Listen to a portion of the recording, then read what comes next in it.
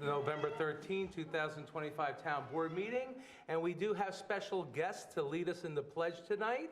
Our 11U Southern Dutchess Patriots football team. Would they rise and lead us in the pledge? Everyone rise, please.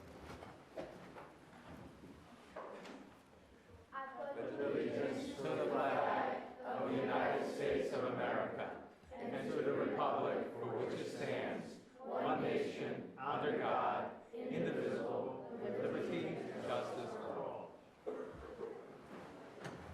Thank you. So just real quickly about our championship team here. We're so proud to have you here. Congratulations.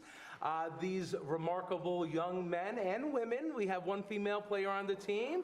Outstanding year for her very first season of football. Congratulations. This team has been a long journey together since they're 8 years old. The team has compiled an incredible record, 31-2. That's their record in the Taconic Youth Football League. They've reached the championship games 3 consecutive seasons with a 2-1 record, and now back-to-back championships. Their most recent championship victory came against North Rockland, 34-21 win to secure their second straight title.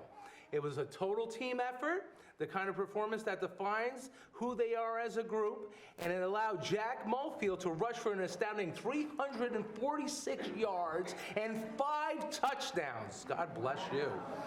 Their only championship, yes.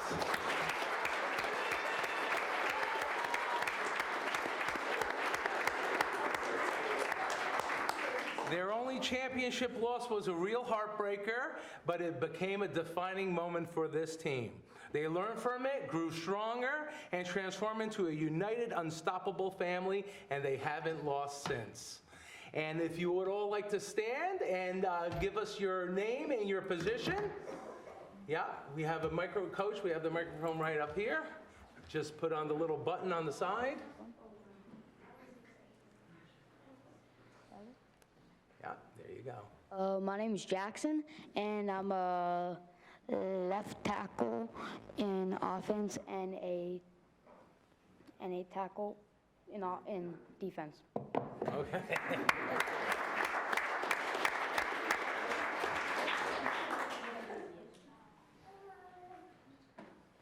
My name is Christian, and I'm a 3-back.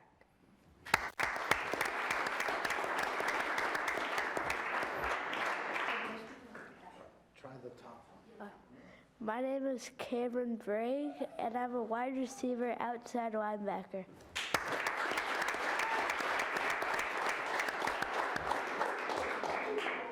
My name's Angelo DeMarco, and I play fullback and D-end.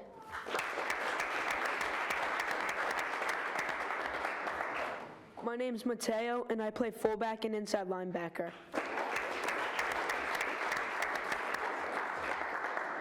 My name is Logan, and I play right tackle and inside linebacker.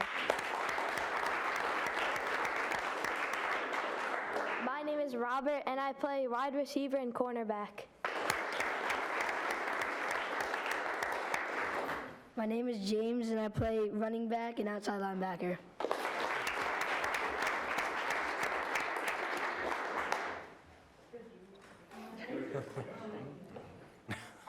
Just pass it down. My name is Evan, and I play tight end and cornerback.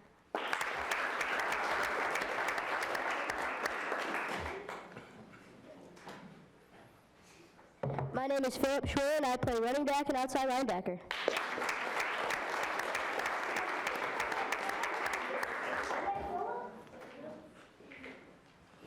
My name is Michael Kaufman, and I play tackle on both offense and defense.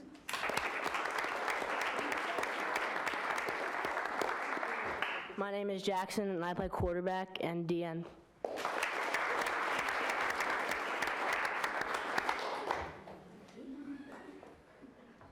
My name is Nick Scaramuzzo, and I play wide receiver and cornerback.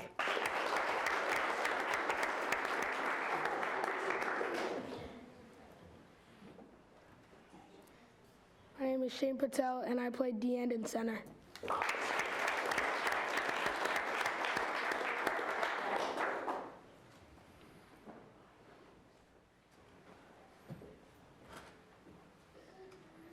My name is Michael Lynch. I play free safety and wide receiver.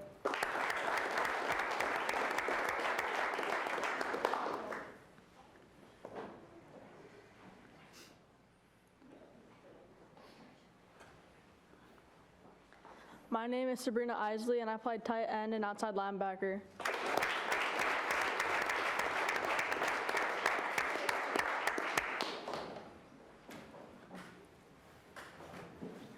My name is Christian Johnson, and I play D tackle and guard.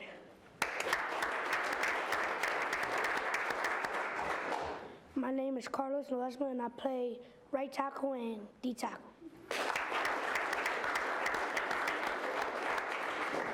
My name is Jackson Smith, and I play right guard and defensive tackle. My name is Tristan Straw, and I play tight end and cornerback.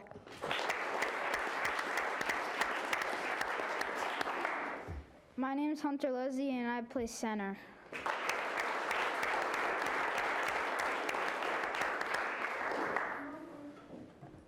My name is Carl DeMarco. I'm the head coach for the 11U Patriots, also the president of the Southern Dutchess Patriots program. I want to thank the town board and everybody for inviting us tonight. It was very nice of you. They're super excited. I couldn't be more proud of this team and the organization as a whole. These kids, when you talk about teamwork, dedication, and just working together as just a small community of kids that worked hard, faced some adversity this year with some injuries. We had poor Evan Lucier break his leg just before the championship game. The kids, grouped together, looked after him, made sure that he was all right. The next kid stepped up, did everything he was supposed to do, and we had a successful season. What we try to do here is we really try to raise young women and young men to be good service community-oriented people. Family, they look after each other as family, and just overall, just try to put our best foot forward as an organization and teach that moving forward, that hard work pays off.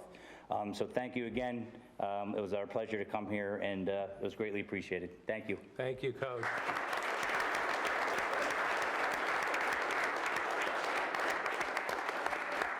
Thank you, and congratulations again to each and every one of you. And one more congratulations for our championship team.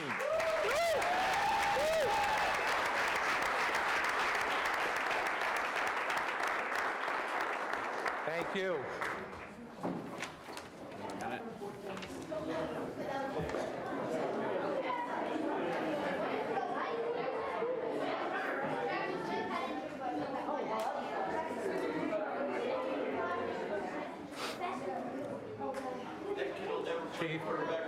Chief, we'll do that next.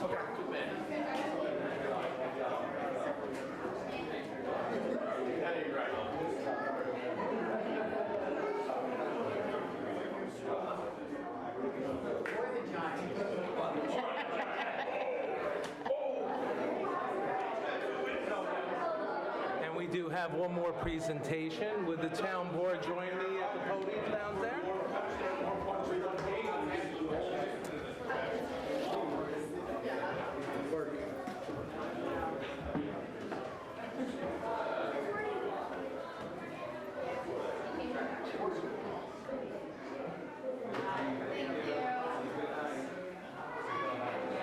Have a good night. Take care. Thank you.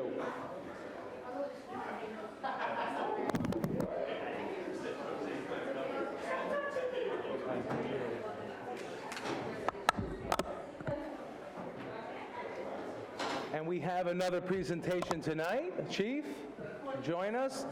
Officer Froud. The town board would like to recognize one of our police officers, Officer Froud. On September 24, 2025 at 9:49 p.m., Dutchess County 911 received a call. There was a 55-year-old resident with chest pains. When Officer Froud arrived on the scene, the patient was unconscious and unresponsive. Officer Froud initiated CPR 2 rounds of, and 1 shock was delivered to the 55-year-old man. The patient was then transported to the hospital. Emergency room was acknowledged that the patient was up and speaking well. And then he was discharged by the hospital. Officer Froud, we want to present you with this life-saving award by the town board. Congratulations, sir.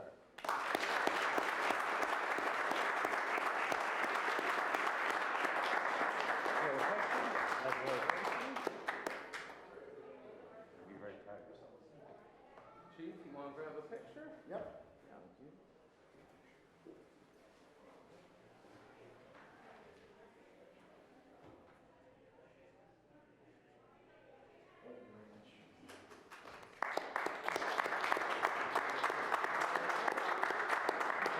Very good. Thank you, officer.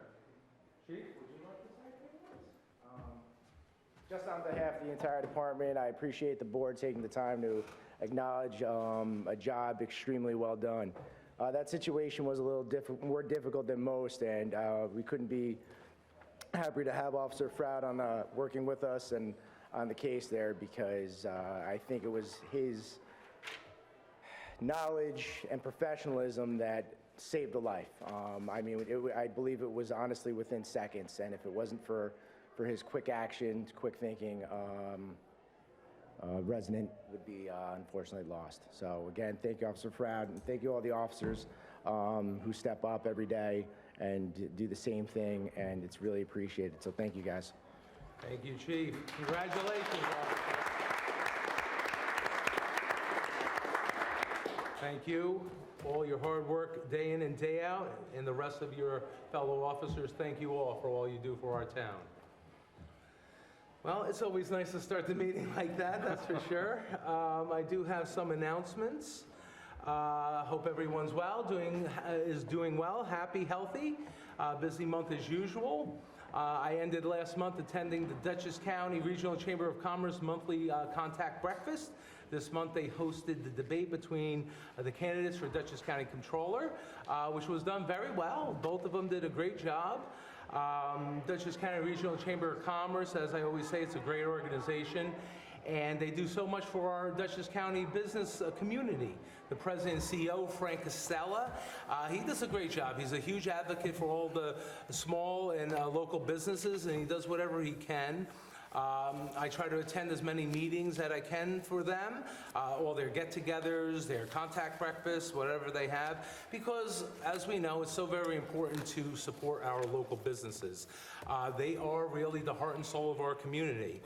Myself, being a local business owner for 25 years, I understand that there's a lot of difficulties and challenges running your own business, and I have to say that our East Fishkill community really supports our local businesses, and I like to thank all our residents for that. Our local businesses are a huge part of our community. They help all our youth in our town with the ball teams and so much more, provide jobs. So it's important to support them. And the Chamber's an organization that does that as well. They reinforce all the assistance that they can for these small businesses. They help fight state and federal laws, which sometimes make it more burdensome for these business owners. So I just like to thank the Chamber of Commerce for all they do. I attended Dutchess County Executive Sue Serino's budget address. It was held up at Poughkeepsie, up in Poughkeepsie at the Dutchess County Legislature. The county executive gave highlights of the 26 county budget. Just a quick overview. Proposed budget is $651 million. Spending is going to be up about 1.8% compared to the prior year. The budget aims for no service cuts and no employee layoffs. The property tax levy is about $106 million. The plan keeps it below the New York State's property tax cap. And the property tax rate is proposed to drop 3% from 2.17 to 210 per thousand of assessed value. And sales tax, it's always a key item for them, is projected to be at $273 million, which is about 42% of their budget. For public safety, they're having significant investments in the Drug Task Force. They're supporting this new drones as first responder program and new 911 towers and training. Housing for the homeless, $1 million new investment in the Housing Trust Fund for also new affordable rentals. Another $2.5 million for youth-oriented programs and an expansion of the mobile health unit and the mobile health support system that they have for outpatient program, very intensive program that the county runs. Also, infrastructure, $31 million earmarked for roads and bridges for 2026, and $1.5 million for agency partnership grants, and $1.5 million for veteran services, also very important. And it's, as we see with municipal budgets, it's throughout the Hudson Valley, we're all struggling with the same issues, just as all the homeowners do, rising costs with everything. So it's refreshing just to see how strong our East Fishkill finances are. As I have said many times, East Fishkill is the strongest town in Dutchess County. And I have to take credit for our economic development policies for that, and our fiscal restraint, and our robust fund balance that we've grown over the last 8 years. So thank you to the town board for our continued economic development policies. Last month we had our budget public hearing, and we will see bigger and bigger benefits of all the seeds that we have planted economic development-wise over the years. We're going to see that in the future years with some of these larger companies, and it's going to help out our budgets. And also the seeds that our former town supervisor, John Hickman, planted as well, so thank you to him.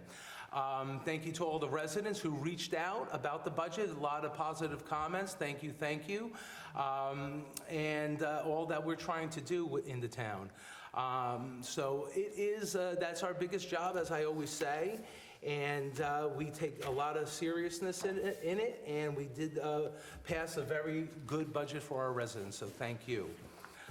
I attended on Thursday, the day before Halloween. East Fishkill Recreation had our annual family Halloween party held at Mill Creek Caterers. As usual, it was a very well-attended event. All the kids had a great time. Many parents went in costume, which is always nice to see.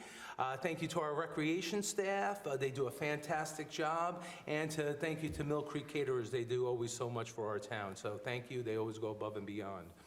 I attended the Think Dutchess Alliance for Business, their 2025 Business Excellence Award, which was held up at the Culinary Institute of America up in Hyde Park. It was last Thursday evening. Think Dutchess Alliance for Business, it's a non-for-profit agency in Dutchess County.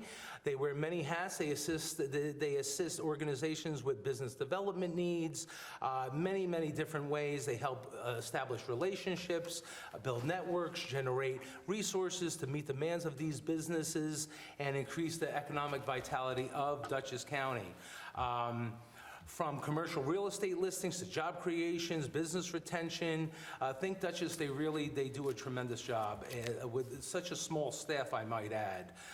They're like a small one-stop shop for these businesses coming into the county to help them with site selection, financing, incentives, permitting, planning, counseling. They help with that marketing, networking. They really help you go from tip to toe if you're looking to put your business here in Dutchess County, make an investment in this county, and they help out. So they have these awards once a year, and one of our own East Fishkill local businesses won the Small Business of the Year Award. JanCare Private Health Services, they're headquartered right here in Hopewell Junction on Route 82. Janice Green founded JanCare in 2014, and she built her business from the ground up. She has over a team of 40 dedicated professionals. They do in-home care for individuals that are facing chronic illnesses, recovery, and end-of-life needs. And they work very close collaboration with the family's doctors and the families themselves. So a big congratulations to JanCare for their award. I was able to present them with a certificate of appreciation on behalf of the town board that evening. So congratulations, and thank you to Think Dutchess. I attended the Dutchess County CDAC, which is the Community Development Advisory Council meeting. This time was held up in Poughkeepsie at their main offices at the old Poughkeepsie Journal building. I've been on this committee for 8 years, appointed by then County Executive Mark Molinaro. And the CDAC, it's made up of 12 community leaders, local and county elected officials that are all appointed by the county executive. The CDAC, we're tasked with reviewing all the applications that come forward to the county, agency partnership grant, the mid-grant municipal innovations, the community development block grants, and the home investment partnerships. And like I say many times, it's a great committee. It's very worthwhile. We do a lot of good stuff on that committee. But it takes a lot of time to prepare. There's a lot of applications, and the problem is always, there's never enough funding for all these applications. And unfortunately, sometimes you got to deny a very nice a new program, and that's a shame. So we do advocate to the county executive that they should place more money into these programs, as it is a necessity. It's not a want anymore. These are a necessity, helping people with housing and other items. This is what is needed. So thank you to all the members of the CDAC. They all work very hard, and I'm happy to serve on it. I attended the Wappinger Central School District reunification drill along with Assemblyman Bepan and members of our police department. They have these drills yearly, and they go through the process in the event they need to evacuate one of the buildings in their district. John Jay High School is a location for any school in Wappinger Central School District to be located if they need to evacuate. So then the process of all the parents and guardians who have to pick up their children at John Jay High School, and that's what the drill is for. So you could imagine, very difficult. A lot of moving parts going on here. You got to pick up hundreds of kids. They got to make sure that everything is orderly and that the children go to the right people, correct? They have to make sure it's very intensive to make sure that this information is provided to them ahead of time and a seamless process goes through. And they collaborate with our East Fishkill Police Department, Dutchess County Sheriff's Office, New York State Police, the FBI. All these agencies are there. God forbid there is an active shooter situation or some other calamity, all these agencies will be involved. So very nice to see that they drill for this every year.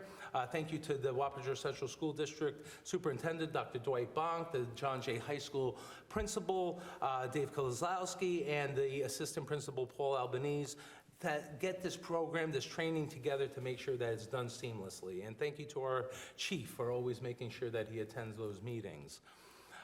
Councilman Arco, and Highway Superintendent Ken Williams, we had a meeting with our internal East Fishkill Safety Committee. It's a committee that is tasked with the town's security for our buildings and properties. Try to meet quarterly. Doesn't always work out that way, but we did meet to review certain items that have to be addressed. We're working on them. And I really like to thank Councilman Arco. He's got a lot of expertise in this area. And thank you to all the members of the board as well, because it's important to make sure that all our employees and visitors to our buildings and grounds are safe. I attended a meeting for the Dutchess County Supervisors and Mayors Association. I report that every month. We meet monthly. We discuss many different issues. The hot topic lately is EMS throughout the county. Emergency medical services. We all know that there's issues. It's not just a Dutchess County issue or a New York State issue. It's a regional issue even further. Dutchess County Mayors and Supervisors, we're of the mindset that this should be a county-run operation. Each municipality really does not have how we can have the most cost-effective pricing when it comes to EMS. And if there's one entity like Dutchess County, they could perhaps have a good cost savings with the amount that they can bring, collaborating all the different municipalities together. I can't say I disagree. It is a very big lift for the county, but at this juncture, we're having open dialogue with Dutchess County, and we're going to see what they think of our proposal. So thank you to all the members of the Supervisor and Mayor Association. It's a great work collab. We do a lot of collaborating together, and I enjoy attending those meetings as well. And with that, Mr. Clerk, would you call the roll? Councilperson Marinero? Present. Councilperson Arco? Present. Councilperson Flores? Present. Supervisor D'Alessandro? Present, thank you. No public hearings tonight. Everybody received October 23rd, 2025 minutes. Mr. Clerk, any changes, alterations, additions, subtractions? No? Do I have a motion to adopt the October 23rd, 2025 minutes? So moved. Do I have a second? Second. All in favor, say aye. Aye. Opposed? Minutes approved, thank you. Okay, we do have one addition to the agenda, which I will do at the end. Where is it?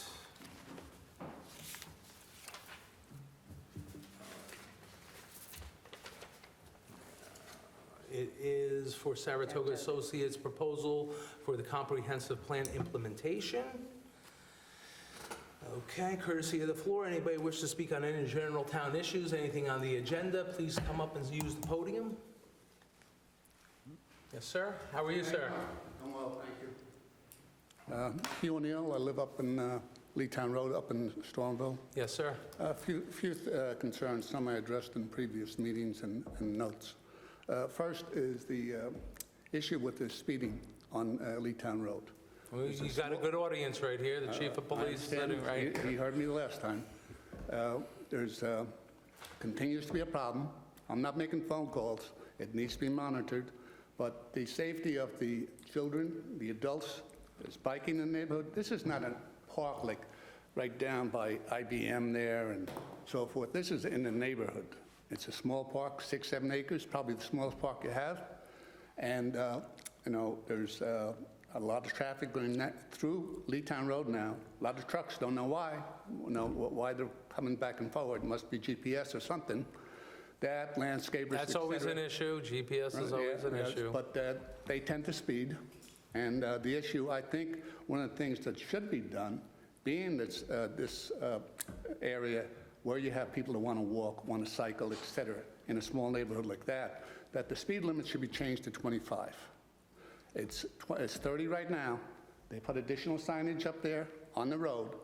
No respect to the sign, unfortunately. Most people do, but there's people in the neighborhood and people that come to and from the sporting events at the fields that they're in a rush to get home, to go pick up the other kid, they're back from school, et cetera, and no. So I would, that's my recommendation, that the one way to address it is reduce the speed limit and to enforce the current speed limit if it's not reduced. Put up one of those machines indicating what the speed limit is. You can put it in the corner of my property right there on the road. I don't care, you know, no, but it's not changing. It's well over a year. The other thing is I did approach the town with a number of issues with some properties on Leetown Road and 52, that being packaged pavement and also Irish Fields, which they own there. My concern is that for 25 years, they've been expanding the property and haven't come to the town, haven't made site plan changes. What have they done to the environment by, the business used to be 10 trailers. Now it's 50, 60 trailers. There's a huge amount of issues there. They made an opening on Leetown Road for people to walk through the fence, not safe. I almost hit somebody about 3 weeks ago. All of a sudden, the person pops out. So they made an egress to and from the property. They created parking in the Irish Fields property they bought 7, 8 years ago. Over the number of years, they have their employees now parking there. So they've expanded their business, created off-site parking across the street, people walking to and fro across the street that shouldn't be because they created this parking lot. It definitely changed the character of the neighborhood. One of their lots where they have their business, they had trees there when I first moved in the neighborhood, right along. You couldn't see the parking. The trees, some of them died, and eventually they ripped them out. They didn't place them. They're on the site plan, the original site plan. And so I know that this is coming up, and they're supposedly finally coming to the planning board. But I do have concern that the scope of their expansion over 25 years has gone totally unknown to everybody in here. Totally. You know, I've asked for NYSDEC, no inspections. I haven't heard anything back on that. I've reached out personally to New York's DEC, the watershed, because they have had, there's a 1 acre plot on that property that apparently was old wells where when they made the asphalt, or they made the asphalt at that time, and they stored it in there somewhere in the late 1990s, 95 or after, according to all these aerial maps. You could see it had changed. There was four big wells there. They got covered up. Grass is over them.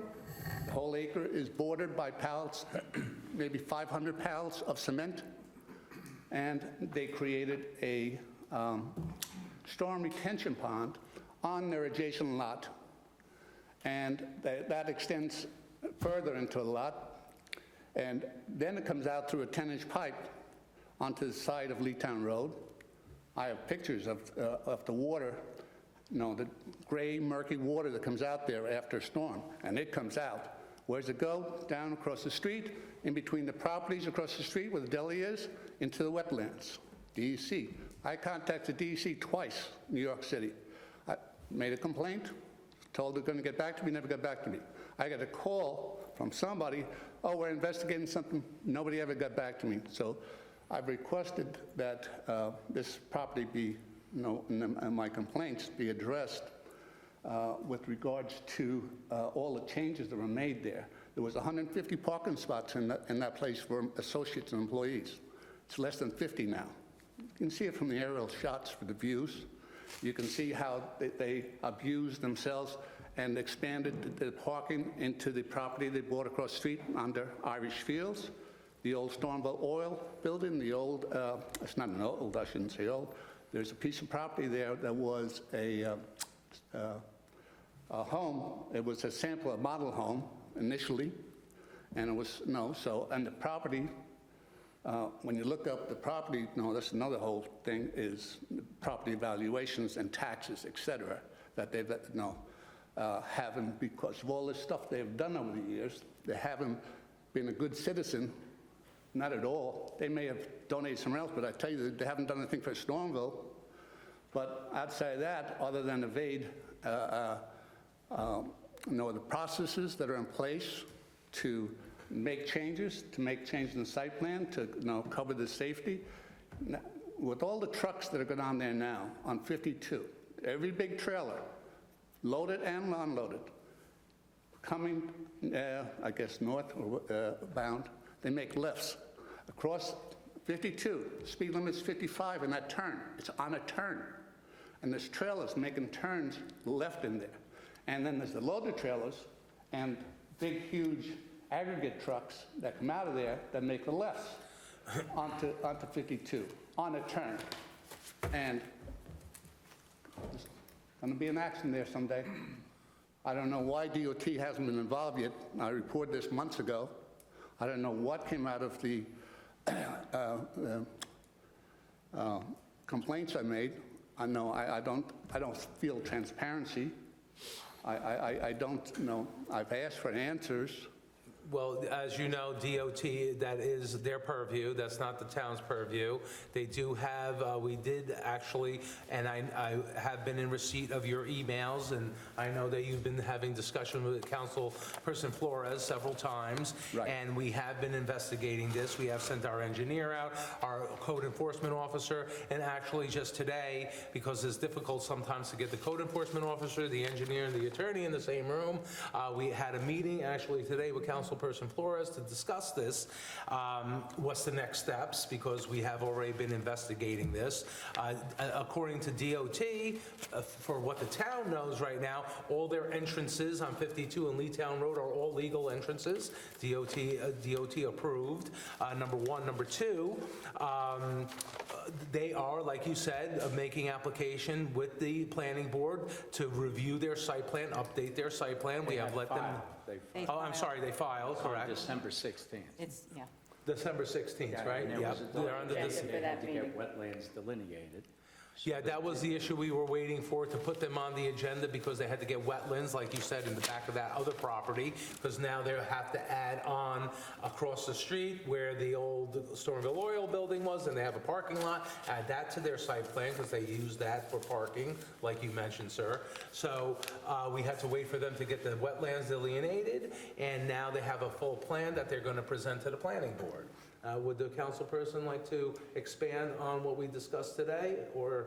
Yeah, it's on the agenda for the December 16th Planning Board meeting. They just submitted their plan, and they've been working and communicating. It took longer than we would have liked, but they had some, as the supervisor said, we had to wait for the wetlands, as well as they were missing some parking updates that had to be made. So we have that now. It'll be discussed at the December 16th Planning Board meeting. Our assessor will be going out there, now that we have the new site plans, she will be going out there with her code enforcer to inspect the property and look at what other changes should be made. She is also, one of the challenges on their assessment is it's classified industrial. So she's looking at a statewide assessment. So she's working with her counterparts in the state to see how comparable industrial properties are assessed. So there's work taking place. I think also our engineer had been out there at one point doing an inspection. We had the fire inspection completed. Yep, and then they had to make some upgrades, and we did a walkthrough, and primarily it's been parking that's been added. Many, many years ago, they used a sediment pond for their dust. They added a bag house many, many years ago, and then with that, they could fill in that sediment pond. They use that for additional parking, so there has certainly been some upgrades over the years. So they've done a lot of expansion. Have not come to town in 25 years for everything they did. Is there any repercussions? What does the planning board, what can the purview of the planning board in that regard? As the councilwoman said, and the engineer, it appears that a comparison of the original site plan to the current one that's submitted is some additional parking added. Now, this is a unique property because part of the structure is not even accessible because the equipment that's used, it's just like at IBM. They used to have the big rooms that they spent $1 billion on, but the only thing you can assess is the building itself, not the equipment that's put in it. And these type of plants, you have a similar thing. So they may have added, changed the stack or added different equipment to it, but that doesn't render the footprint of the building bigger, et cetera. If there was an expansion, that'll be shown on the amended site plan. You can, no, it's like a store. You open up more hours, you can do more production. You can turn anything on. So the facility went from 10 to 50. So what does that production do to the environment? I know, you go by... They're in compliance with DEC. We've reported it to DEC. Do we have anything come back on the tests with regards to that area that was covered over? What's inside that? Any air issues, just like they are at any industrial site in the town, are regulated by New York State DEC, and they have to either have an air discharge permit, which contains all of that, or DEC determines that they're not producing anything that requires a permit. But, see, I'm a layperson, and I drive by, and I see the big front loaders, size of that table. I'll give you an example. As a layperson, most of us think that cars going down the street are exceeding the speed limit. But when the police go or you put one of those signs, they're maybe a mile or two over. But a layperson thinks they're whizzing by and speeding. So, there are a lot of things that as a layperson we go by and see. But I don't know, if all the parties are really gelled together here, because it seems to be, okay, that's a state thing. What has the state done? Has anybody checked on their tests, on what the returns are? For example, as I was about to say, these huge aggregate trucks come up there, they back up in the dump. What do you see? A dust storm. There's no retention, nothing there abating that dust going in the air. There should be some type of containment. The same with their open big dumpsters. You can see it at times if you can buy in the street. And then, of course, there's that whole change. Well, again, I want to go back and question what has DEC said about that pond that was covered over, those ponds. What's inside of those? Do we have a test from the DEC? Has anybody got it?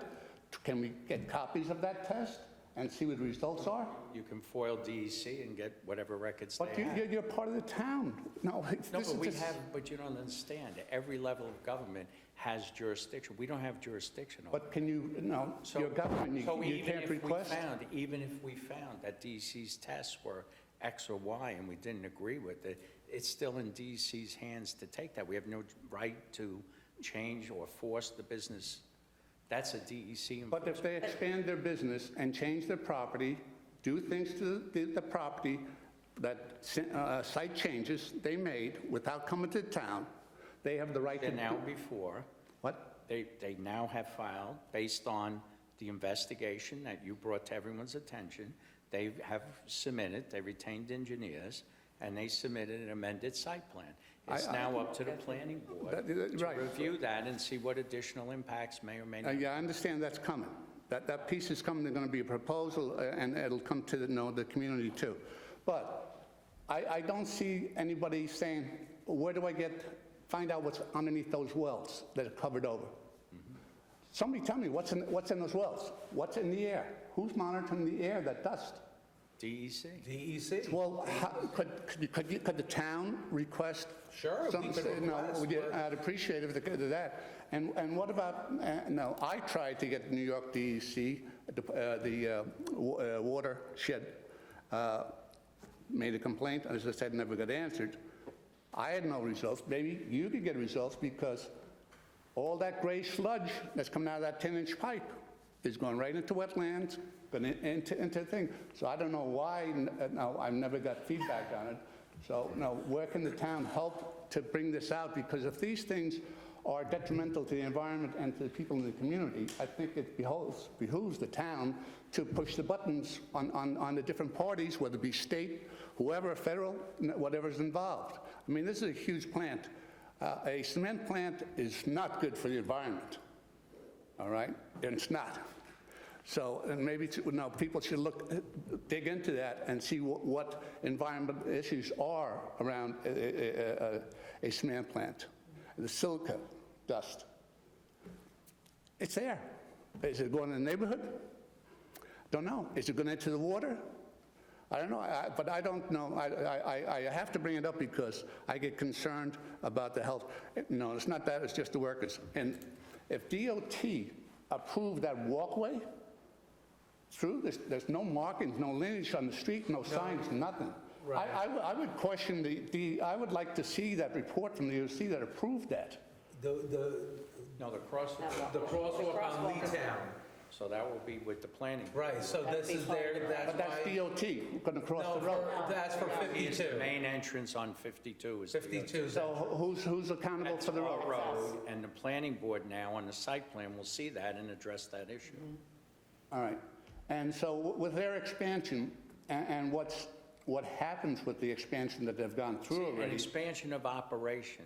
Yes, different it than is, expansion of but the the site. expansion operation, it means it's producing more product, producing more dust, producing more waste going into the waterway.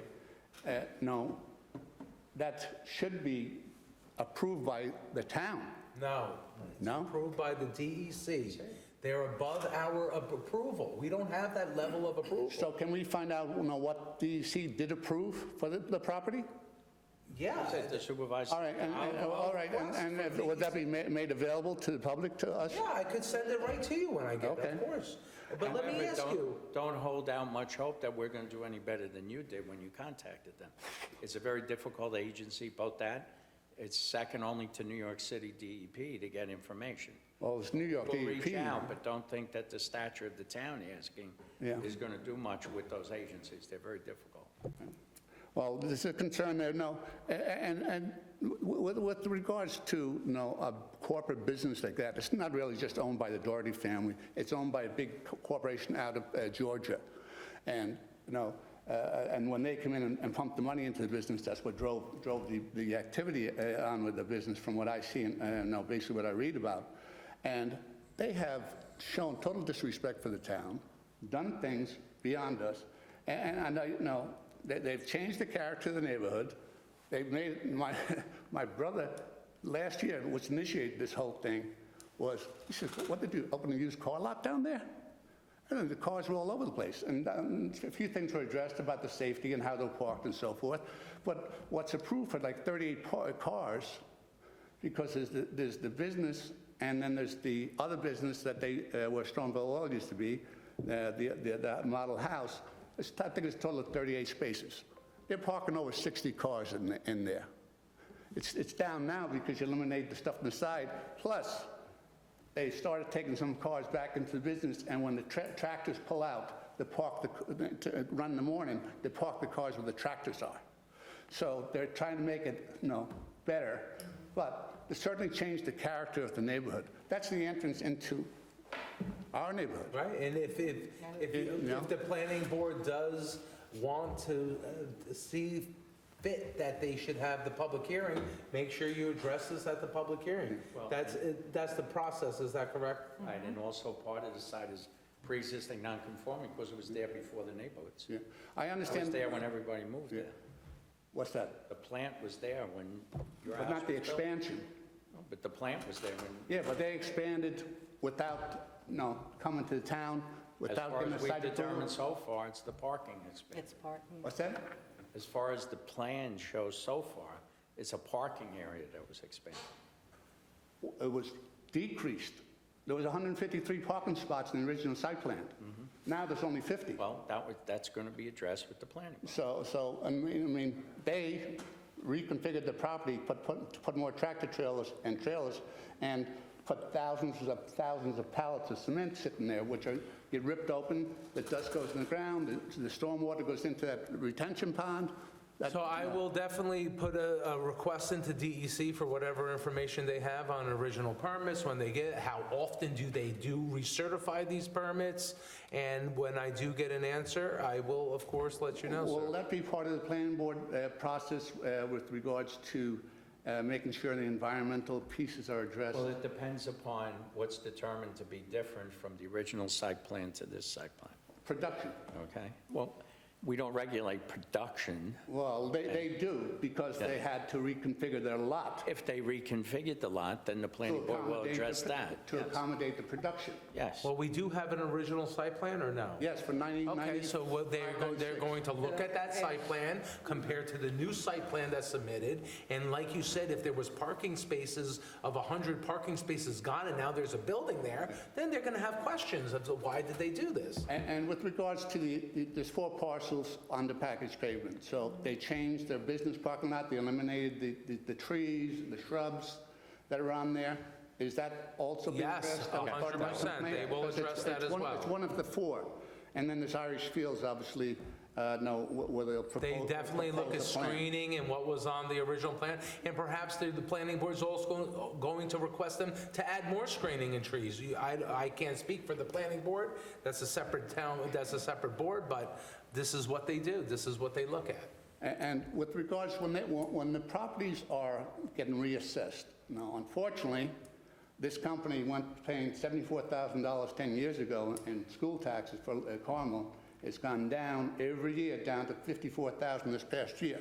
So their assessment it's a very tricky assessment with cement plants. Our assessor contacted New York State and said, how do we exactly attack this assessment? Okay, look at it, dive into it. How can we look and see what they should be paying what's a proper assessment for them? They're assessed at over $4.5 million, somewhere around there. No, all the properties are 4.3 million. Yes. So we just looked at this today. So she's been in contact with New York State because we don't have anything comparable in actually the surrounding area to compare it to assess that. Yeah, I understand where you're going with that, but for 10 years, no, the assessment on the property never changed. So maybe this is a process I'm concerned about with regards to business properties in town, that there's... It's a different type of assessment. It's not like you have a plaza where the assessment is based upon what the rents are and the profit. This is not based upon how much they make. So how often is... They can make hundreds of millions a year. We can't... How often will that be reassessed? Maybe we should back up a little bit. All the properties in the town are in different classifications. Right. You cannot just go to one property and change their assessment. That's illegal. So this particular one is in, I forget if it's industrial or whatever the classification is.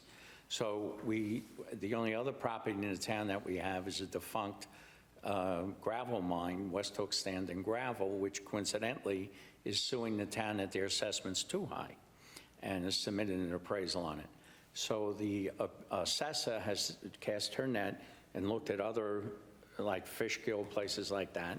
Really isn't anything doing. So as been alluded to, they've asked the state Office of Real Property Services to assist in doing, or they have more regional things. So when a change is made in assessment, it's done to everybody in the class. So with that said, Yes. no, and you're getting it now. What happened for the past 10 years, 15 years? Those properties don't sell that often. So there's very few comps available. That's, So my property every year is reevaluated. well, because there are hundreds and thousands of homes, and they're constantly But selling. these are big businesses, so their properties they stay the same? Some do, some don't. It's like shopping centers and strip malls, et cetera, they have vacancies, things like that. So there are things maybe have to go up and down depending upon the whole class, not just one particular building. So how do we, as a town, protect ourselves from being shortchanged on? We follow New York state law, and we follow the procedures set by the state to have a 100, the town of East Fishkill's assessment is 100% assessment roll. The assessor just doesn't assess it, and that's the role. She submits it to the state. They analyze it. They send it back to us sometimes with comments. They have not sent back any comments on this site.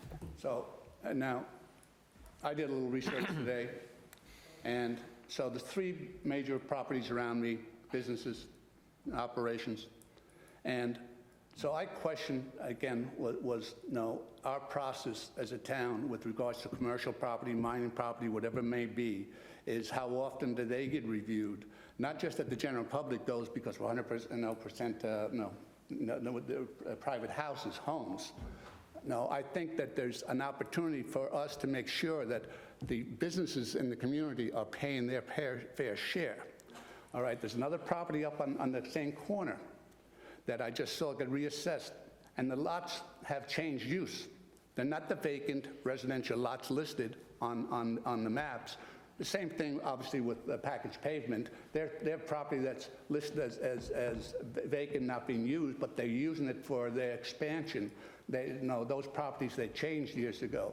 So we have properties and businesses that are using their properties, and most of these businesses, they tend to take the properties and split them up into multiple sections, so that each parcel gets taxed differently. But that's their right by New York state law. Well, first of all, I understand that. That's the way the land is originally purchased, by separate lots. But Yeah. they were vacant. Now they move into them, and they use them. Who's watching that? The assessor. When?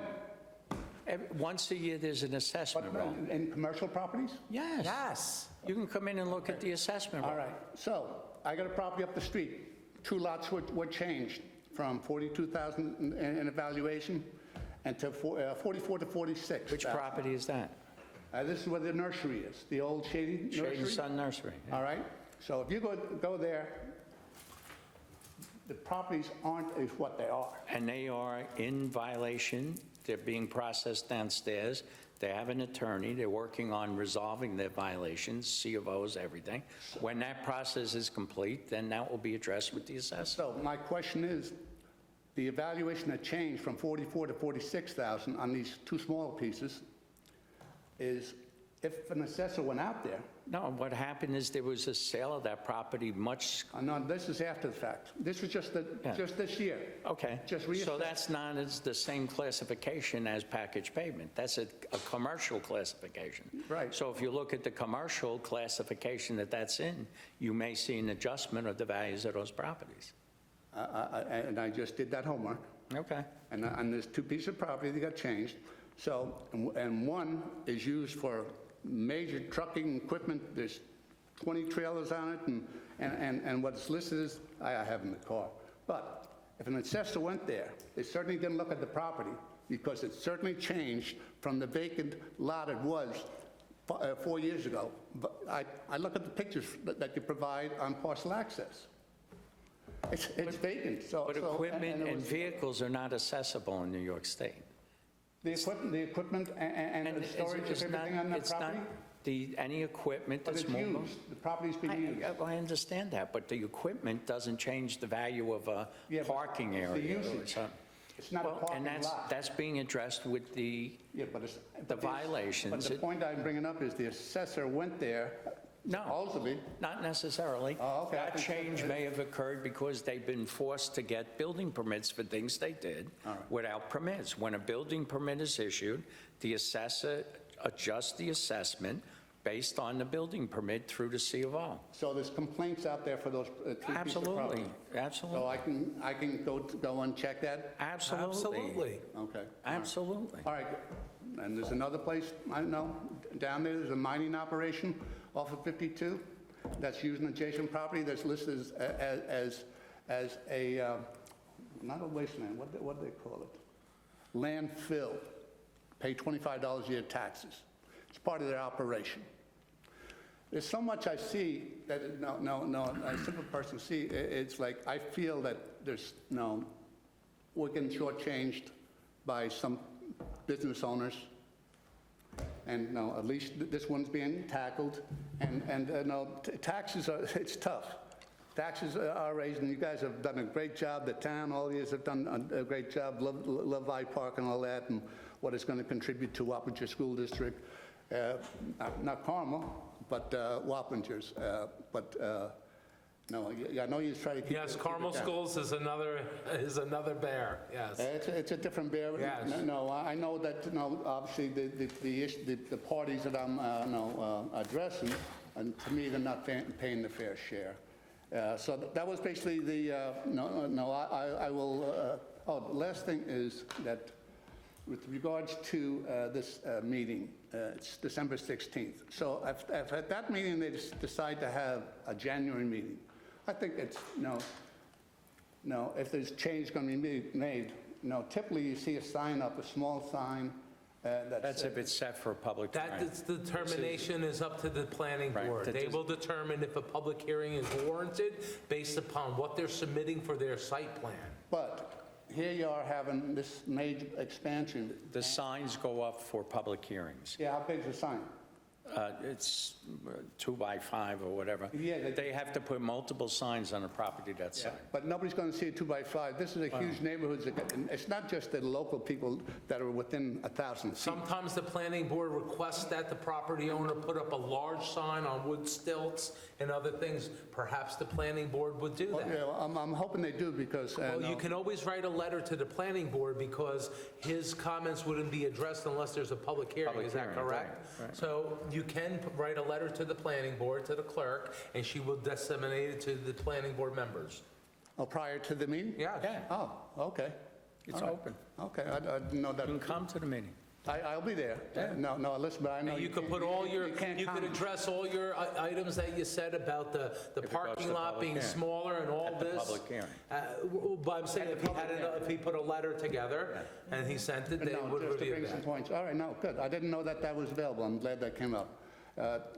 So just on that sign bit, and the timing, it's the holidays. So you got Christmas, you got New Year's. A lot of people run all over the place. They're not looking for signs. I know, but we don't, town business, we don't dictate around holidays, unfortunately. Yeah, well, I'm just We thinking. still have obligation to property owners and their rights as well. Yeah, I know. It's only took them a year to answer the complaint. We addressed your... Maybe they could wait another, maybe they could wait till February. When your complaint came in, we addressed it as soon as we got your complaint. Yeah. Talked with the zoning administrator, the town engineer, pulled their plans, looked at that. That's what we do when we look at the investigation. So regarding the sign, big sign is nice. I put it to the... There's a big sign down on 216 and 52. Yes. That's been there for 3 years. Yes. And I go by it, I keep looking at it. Is there something coming up? I would like to see somebody put a nice picture over that for a while until there's actually going to be a meeting, because people will just keep them by and not look at it. You see, here we are, a big sign, there's problems. A little sign, there's problems. 3 years. So what do you want? What do we do? A medium sign? For 3 years. That meeting was September 13th, 2020. I absolutely agree. You know how many times I tell the property owner to take it down? No, But they leave it there, and you know what? Covered up. It at least keeps everyone aware that that's a big No, it doesn't. development that's No, been before. Contrary. I know. People don't look at it. Yeah. That's the concern I have. Well, maybe Because it's you give not up big on it. enough. Maybe it's not big enough. No, people don't look at it. And me, because I'm very conscious of the 500 homes going on that's coming in there, Stormville's going to see probably, what, 1,000 homes? 300. 1,000 homes in the next 300 10 Two years? developments with 300, Yeah, but, and one of them's been in the process For 25 19 years. I understand, So but is it going to happen? I don't know. But you got the airport coming up. There's a lot of things that could happen in 10 years. It could be easily 1,000 homes there. Yes, I'd appreciate if it did something with that sign. It'd be, again, another business that should think about the public and say, you know what, let me screw a piece of plywood on there, spray paint it, cover it up. Next time, Well, you when could- we're going to have a meeting, I'll take the screws off. You could address, sir. sir, you could address that with the planning board. That's their purview. Well, you guys Yeah, no, we don't interfere in the planning board action. make recommendations. That's for the public to recommend to the planning board. Thank you so much. Thank you. I'm sorry for eating up your time, but That's okay. there's a lot going on I up there, appreciate it. and I feel like that part of the world is lost at times. Thank you, sir. Thank you. Anybody else wish to speak on agenda items, general town issues? No? Okay, no receipt and file. Resolutions. Councilwoman Flores, Resolution 1? Mr. Supervisor, I move we authorize the town clerk to advertise for public bids for the provision of snow and ice removal, as well as lawn mowing and maintenance services for sidewalks and park and ride areas located within the town for the 2026-27 season. Thank you. Do I have a second? Second. Discussion. Highway Soup and I had a meeting to discuss what areas of town we could put into this bid for snow removal, ice removal, for the sidewalks, different areas for lawn mowing maintenance. So this is advertised for the bid. Any questions, comments? All in favor, say aye. Aye. Opposed? Motion carried, thank you. Resolution 2, Councilman Marinaro. Mr. Supervisor, I move we authorize the reclassification of Talia Valvogel title from town engineering aide to assistant civil engineer with an annual salary of $85,000, retroactive to August 1st, 2025, until eligibility for permanent status is established pursuant to Dutchess County Civil Service rules. Thank you, Councilman. Do I have a second? Second. Any discussion? So Dalia, she's been with the town for a while. She now will be classified as assistant civil engineer. And we have been working with Dutchess County Civil Service on her status. And we got approval, right? Correct? I remember Dutchess County? Yes, They gave us, they accepted all her certifications? Her qualifications were approved, yes. Any questions, comments? No, I've worked with Talia recently on some projects and very impressed with her. Yeah, she's very diligent, very diligent. All in favor, say aye. Aye. Opposed? Motion carried, thank you. Number 3, Councilman Arco. Mr. Supervisor, I move we authorize the town board to conduct a public hearing on December 11th, 2025, during their regular monthly meeting to consider amending local law number 2 of 2024 in respect to battery energy storage systems. Thank you, Councilman. Do I have a second? Second. So this will be for we have a battery storage law currently. We do want to make some changes as this is a growing thing here in New York. And New York State is pushing these batteries, and we want to make sure that that we are protect our residents as much as possible. They're trying, it's a thing for New York State, NYSERDA and other are really pushing this because it does help out the grid, the power grid. Can I disagree with that? No, I think that, New York State has a lot of issues with the grid, so they want to try to provide backup power, but we have to make sure that we protect our residents in town. Is it possible? Is that going before the planning board then? No, this is the local law and the public, this is just setting the public hearing for December 11th. So the plan that they want to put over there, There's no plan yet for nothing. This is just a law. Do I have a motion in a second? I just wondered if anybody could just give us an idea of what we're talking about over here for the community.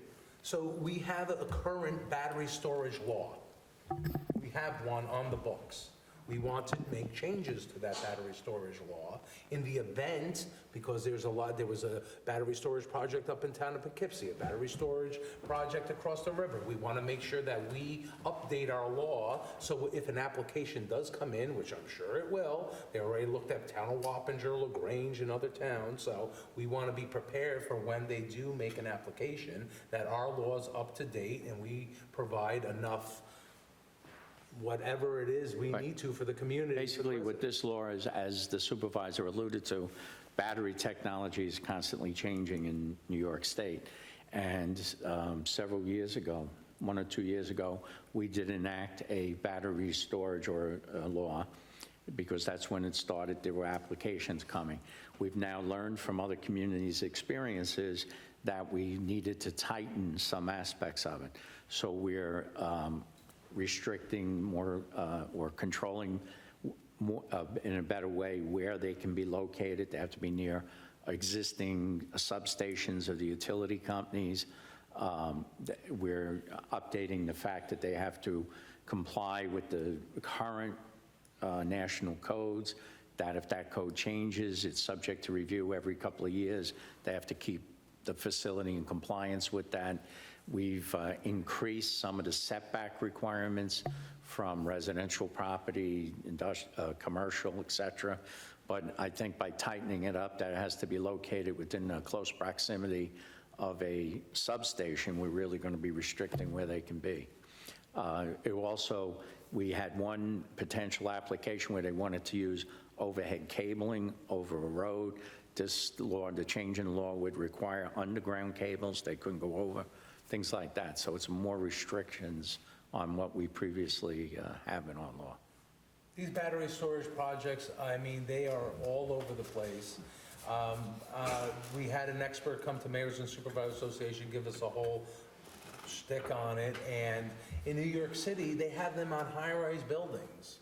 And it's, you know, we don't know everything about it yet. So are these actually producing energy, or they're? Yeah, they store the energy. They store the energy. They're charged at night when the power demand on the system is less, and then it can be released at times that there's strain on the grid for more power. Because the grid, as we know, needs upgrades, and this NYSERDA in New York State has put forward this whole initiative that they want to, they're looking to have energy demands increase in the Hudson Valley. So they know that if they try to add these battery storage, that would lessen the amount of new substations to be built, power plants, electric transmission lines, because this is where it's going. So this is kind of offsetting some of that, which is good because those are very high-cost items.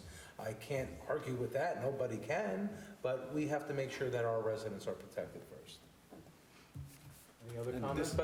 This might be a law we change actually quite often, because this technology is changing year after year. Correct. The quality of batteries is changing year after year after year. So this is something that needs to be on our radar every year. For sure. So we might see another revision next year when that technology changes. So I know on the planning board, they presented when I was on the planning board, and since then, the technology's drastically changed to today. Yeah. So, very smart. So that will be December 11th. All in favor, say aye. Aye. Opposed? Motion carried. Thank you. Number 4, Councilwoman Flores. Mr. Supervisor, I move we reward the bid for the community center roof replacement to NSI Clean Worldwide in the amount of $55,500 in accordance with the submitted proposal and specifications.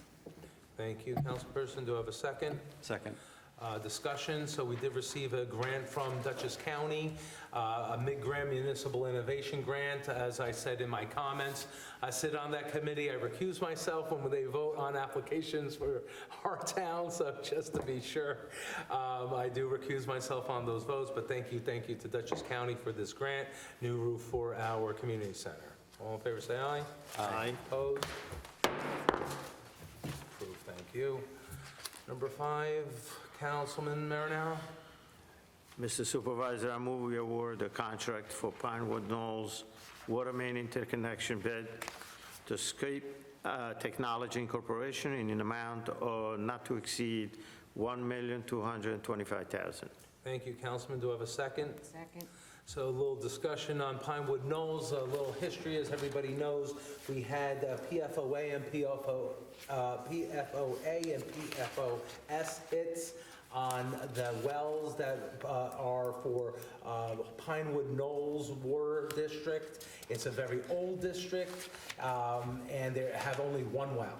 So what happened was it'd be very expensive. The district's very small, only how many, 30-something homes, I believe? I don't know, order 40, something like 40 that. homes, so they have to do an interconnection to our main water line on Route 82.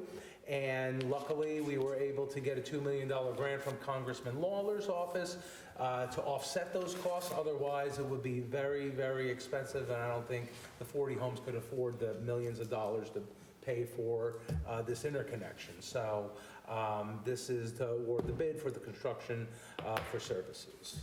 Any comments or questions? All in favor, say aye. Aye. Opposed? Motion carried. Thank you.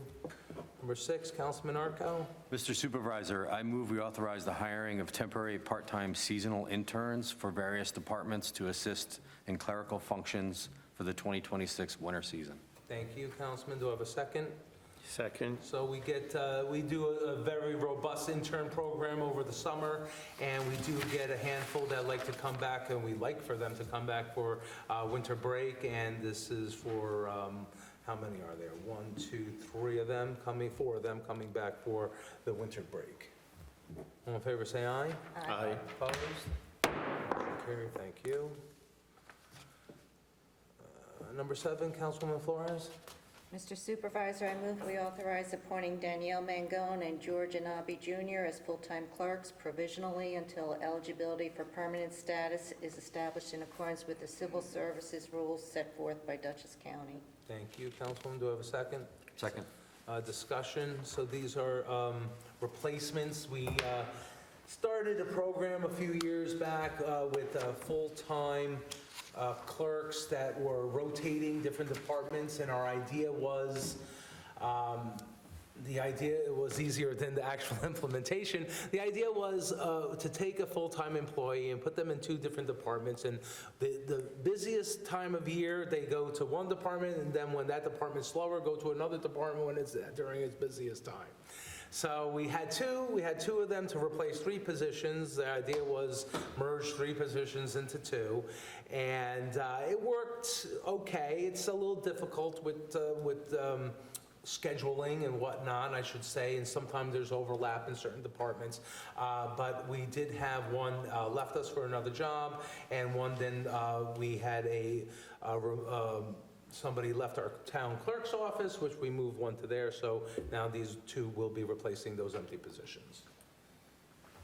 Any questions, comments? All in favor, say aye. Aye. Opposed? Motion carried, thank you. Number 8, Councilman Marinaro.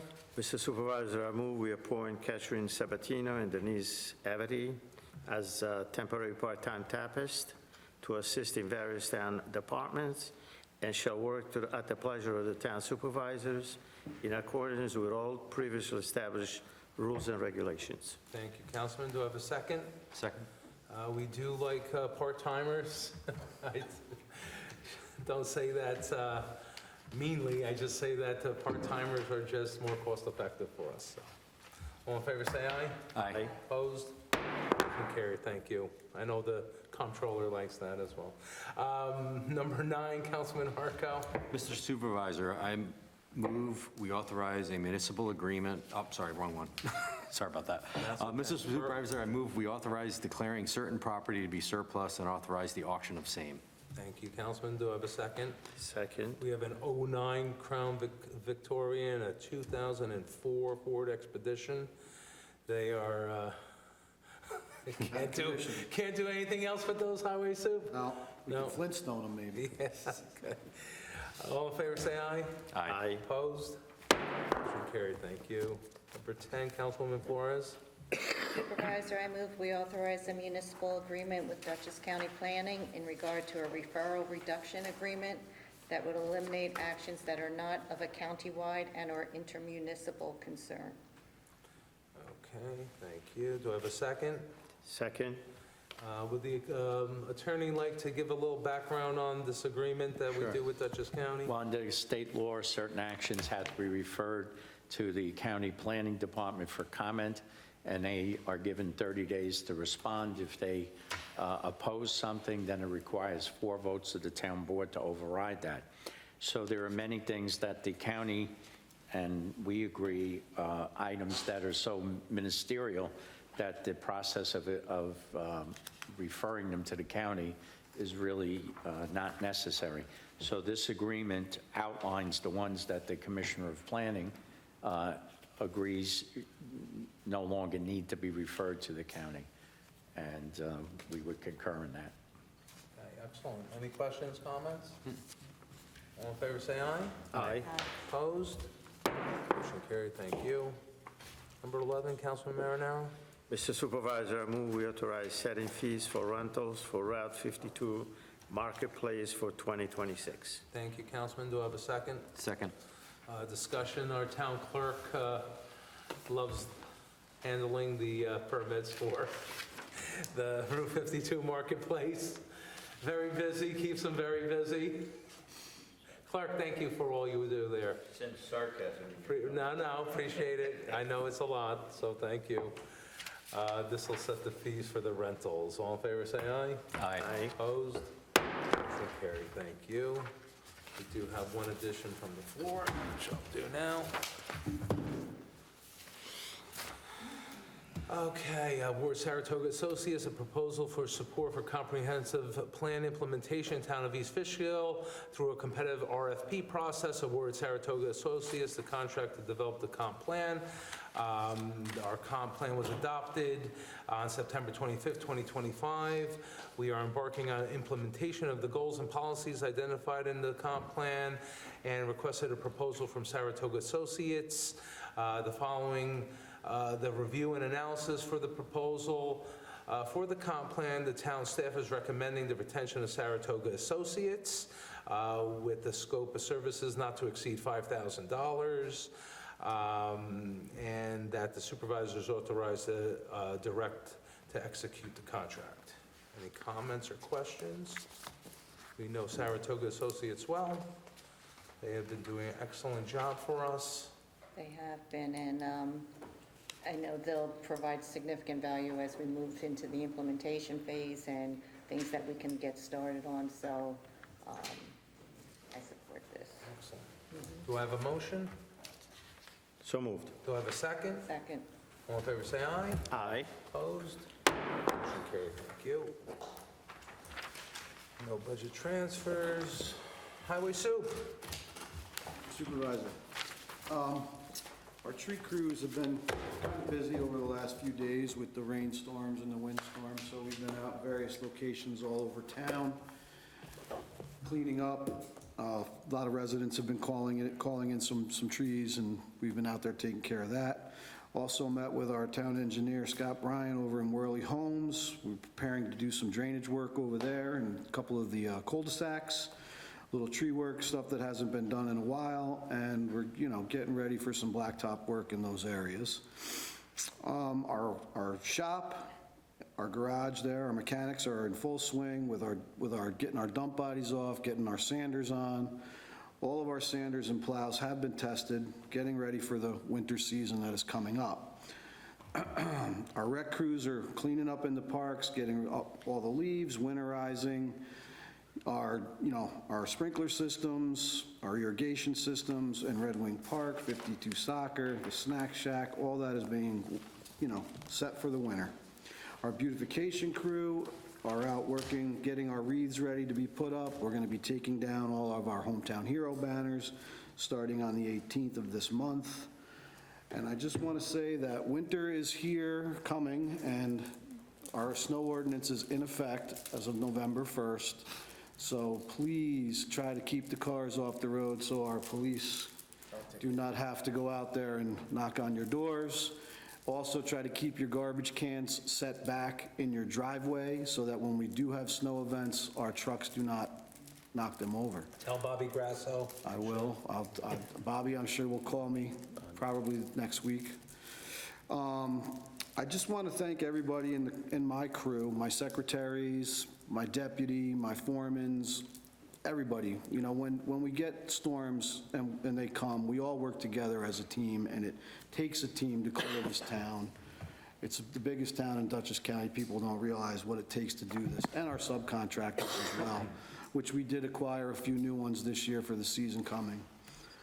Also, our iWorks program, I've been working very closely with Councilwoman Flores and also Councilman Arco, sorry. No shot. That's okay. It's been a process that we've been working on for a while, and they've been a great help. And looking forward to, we're getting it up and running. It's part of it is up and running, and it'll keep going. And I just want to thank everybody, and of course, you as well, Mr. Supervisor. For Thank being you, part of Highway it. Soup. Do a good job, thank you. That's about all I have, for just everybody be aware. And also, thank you, everybody who came out to vote. I appreciate it. Thank you. That's it. Chief of Police? You spoke about the unification drill. I'd like to thank you and the liaison for attending and seeing everything that goes on to it, because it is a major ordeal. Our 2 transfer hires from the summer are working out very well. They are officially both on the road by themselves. They're off of field training, and they're working out quite well. The SROs, starting on Monday, November 17th, we will have all 4 of the Wappinger Central School Districts covered with SROs, so thank you very much for that.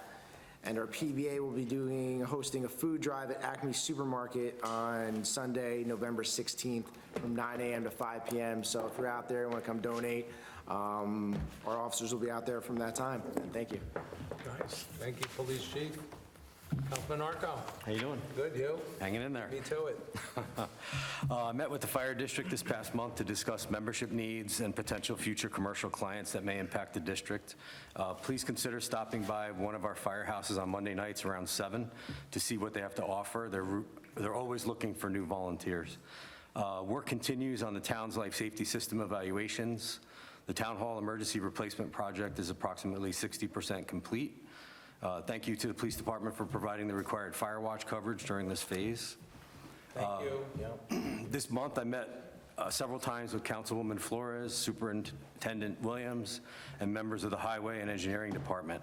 As the supervisor annually rotates department liaison, Councilwoman Flores and I have continued collaborating on multi-year projects that overlap our assignments. This has led to a smoother transition process between liaison posts, one that I believe saves both time and tax dollar money. Quick reminder, wait, hold on. Disappeared. For our little race this weekend, quick reminder, I've challenged our board to a PBA food drive race. I've only received 2 responses. Mr. Supervisor will be joining me, as well as the police chief. We'll post the start time of the race on social media, if that's okay. I'll get you that start time. Be specific amount of carts and helpers. Let's see, bring your shoulder pads and no complaints on Monday morning about being sore. Okay? With everything going on in the world today, it's truly rewarding to help feed our community through this drive. Please come out and contribute any way you can. Every bit of help counts. And thank you to the PBA, and I know Kyle works on that project and the entire police department. As Thanksgiving approaches, I want to express my gratitude to my family. Without their support, I couldn't do what I do for our town. I'm also very thankful that our town board remains intact after the election. We work extremely well together.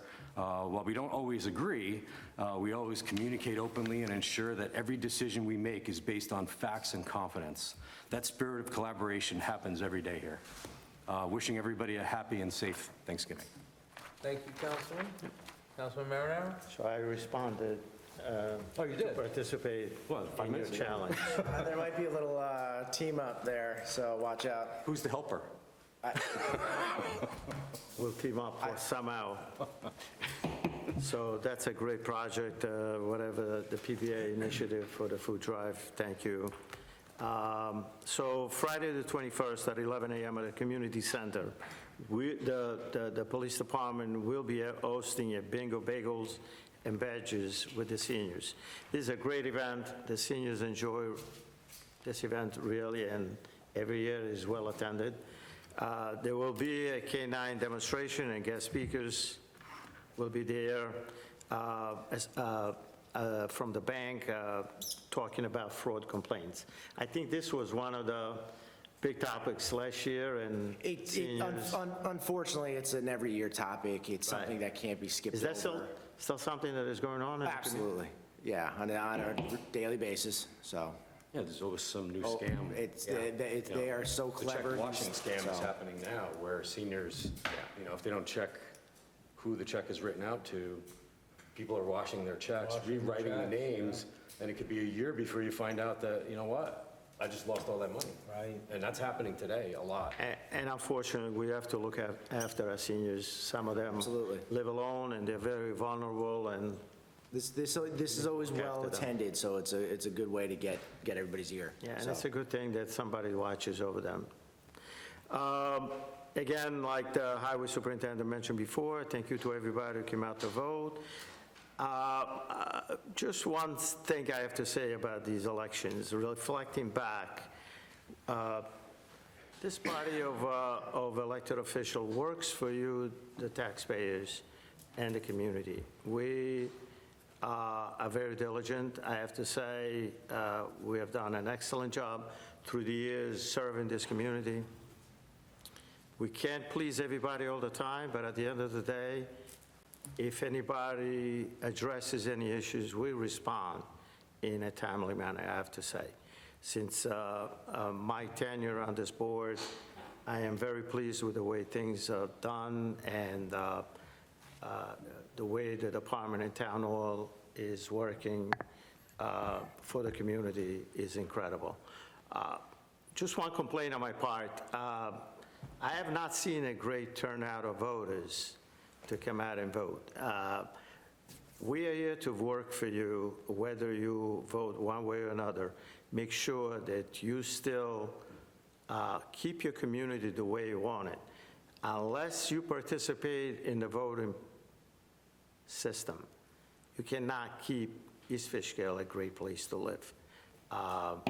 Just a reminder for future elections, and a little disappointment for this election.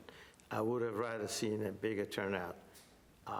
Especially a local election, it's important. And just a note, a warning.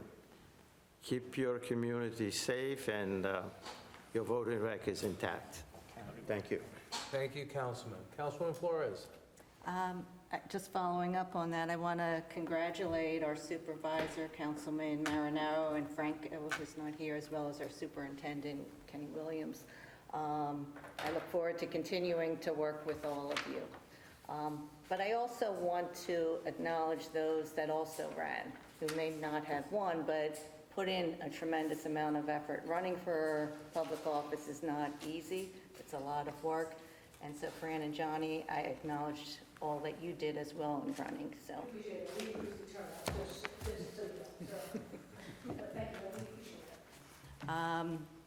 Okay, just a couple of quick updates.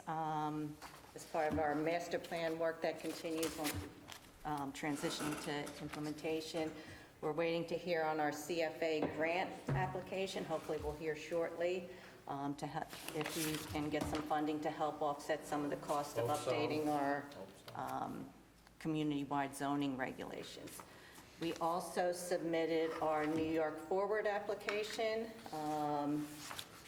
$4.5 million. It looks really good. It looks really good. I read through it. It looks really great. The objective is to leverage public and private investments to create a vibrant regional downtown. The award date should be sometime in '26, but I understand we should be hearing shortly if we've been shortlisted, so fingers crossed on that. Councilman Marinaro and I met with our controller to discuss how we can provide some additional clarity with our budget. We've got some input on that, just to provide some additional upfront clarity to the financial ledger reports that get posted. And I just want to wish everyone a happy Thanksgiving. Thank you. Clerk, any comments? Just a quick update. We started some of the records management. I'd like to thank the chief and Ryan and Ryan. And believe it or not, you better be watching him, he's tough. I actually saw him move boxes. I'm not afraid to get my hands Not a title pay once. He was worried to go out on comp. Ryan and Ryan is from our recreation department. Ryan and Ryan from the rec department, I'd like not a to law thank firm. them because Not the law firm. Ryan and Ryan from the rec department, two great guys that have really helped me to help the couple that's there doing the records. They're about 70 to 80 years old, these people. If you're looking for a new job, train what they do. They get paid very well, and there's only about 5 of these groups in the state. They go through the records, and after a certain point, you can destroy records. 2 years ago, we destroyed about $60,000 worth of records, and this year we're destroying probably about $50,000 worth. That's what the grants are coming in at, and thank New York State for paying for it. And we'll give you an update in another month.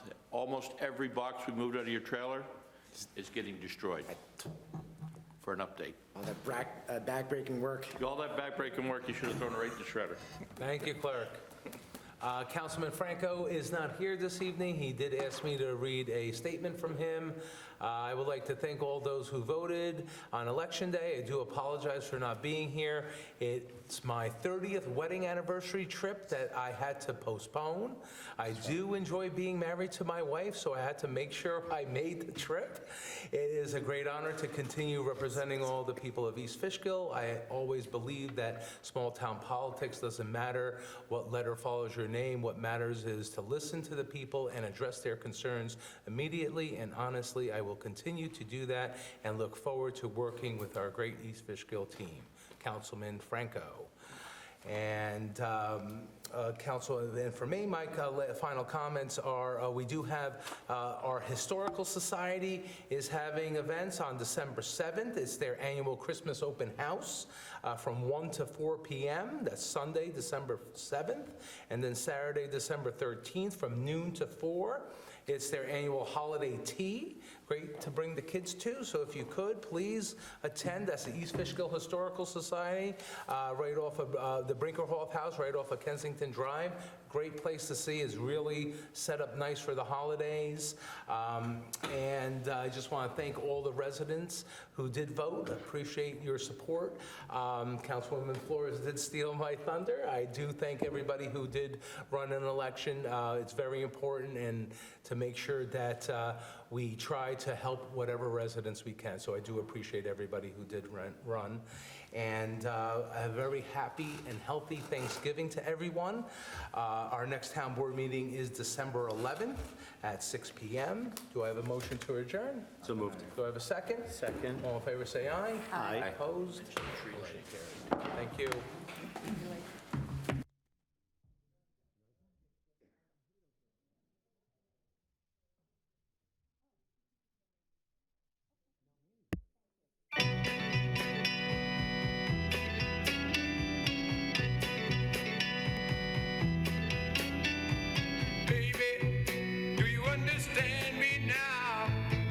Sometimes I feel a little mad, but don't you know that no one alive can always be an angel?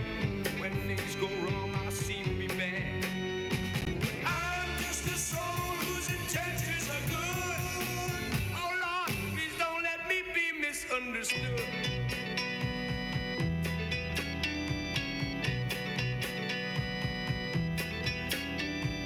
Baby, sometimes I'm so carefree with a joy that's hard to hide. And sometimes it seems that all I have to do is worry, and then you're bound to see my other side. I'm just a soul whose intentions are good. Oh Lord, please don't let me be misunderstood. If I seem edgy, I want you to know that I never mean to take it out on you. Life has its problems, and I get my share. And that's one thing I never mean to do, 'cause I love you. Oh, oh, oh, baby, don't you know I'm human? I have thoughts like any other one. Sometimes sometimes I find myself alone regretting some foolish thing, some little sinful thing I've done. I'm just a soul whose intentions are good. Oh Lord, please don't let me be misunderstood. Yes, I'm just a soul whose intentions are good. Oh Lord, please don't let me be misunderstood. Yes, I'm just a soul whose intentions are good. Oh Lord, please don't let me be misunderstood.